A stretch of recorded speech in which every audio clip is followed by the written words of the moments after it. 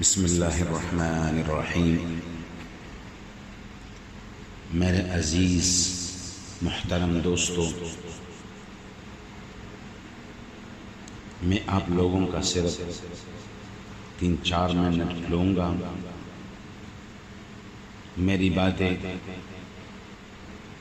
ذرا غور سے سنیے گا،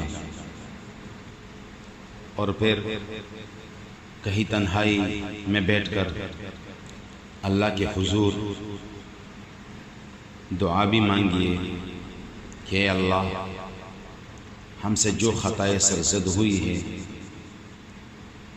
ہم سب کو معاف فرما دے، ہم سب کو معاف فرما دے۔ آپ نے اگر دیکھا ہوگا، اللہ رب العزت نے جتنی مخلوقات پیدا فرمائی ہیں تو ان تمام مخلوقات میں سے جو اشرف المخلوقات وہ بنایا ہے انسان کو، یعنی انسان کو اشرف المخلوقات کا تاج پہنایا ہے۔ یہ اشرف المخلوقات ہے، تمام مخلوقات میں سے افضل،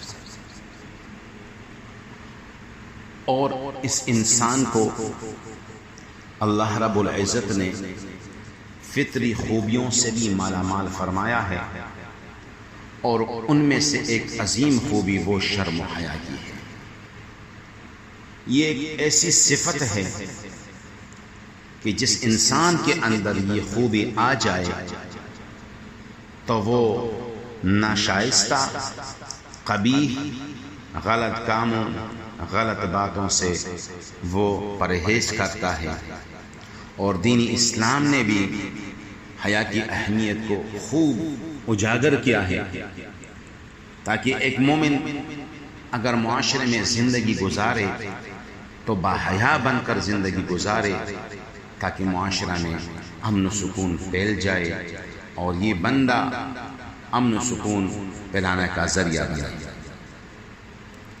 نبی پاک صلی اللہ تبارک و تعالی علیہ وسلم نے ایک مرتبہ ایک انصاری کو دیکھا جو اپنے بھائی کو سمجھا رہا تھا کہ زیادہ شرم نہ کیا کرو، تو آپ صلی اللہ تبارک و تعالی علیہ وسلم نے ارشاد فرمایا، یہ سنا تو ارشاد فرمایا، فَإِنَّ الْحَيَاءَ مِنَ الْإِيمَانِ، بس حیا ایمان کا تو جز ہے، حیا ایمان کا جز ہے۔ اور دوسری حدیث میں نبی اکرم صلی اللہ علیہ وسلم نے ارشاد فرمایا، الحیاء لا یأتی الا بخیر، یہ حیا خیر ہی کی موجب ہوتی ہے۔ تو جس طرح انسان کے اندر حیا کی صفت بڑھتی چلی جائے گی، اتنا ہی زیادہ اس میں خیر بڑھتا چلا جائے گا، اور جتنا انسان کے اندر سے یہ صفت نکلتی جائے گی، اتنا یہ شر کا مادہ انسان کے ذریعے پھیلتا جائے گا اور انسان کے اندر پھیلتا جائے گا۔ تو حیا ان صفات میں سے ہے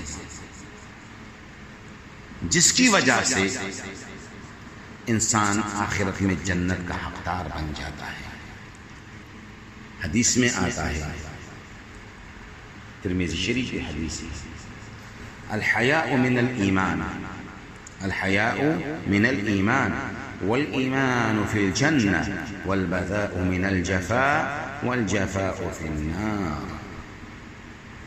حیا جو ہے یہ ایمان کا حصہ ہے، اور ایمان جنت میں جانے کا سبب ہے، بے حیائی جفا ہے، اور جفا جہنم میں جانے کا سبب ہے۔ اور یہ ایک ایسی عظیم صفت ہے کہ انسان کے قول اور فعل میں حسن و جمال پیدا ہو جاتا ہے۔ لہذا بحیا انسان مخلوق کی نظر میں بھی پرکشش بن جاتا ہے۔ اللہ رب العزت کی بارگاہ عالیہ مقدس مطہرہ منورہ میں یہ درخواست عاجزانہ ہے کہ اللہ تعالی ہم سب کو، ہم سب مسلمانوں کو، ہم سب ایمان والوں کو اس عظیم صفت سے ہمیشہ کے لیے مالا مال رکھے۔ وما علینا الا البلاغ۔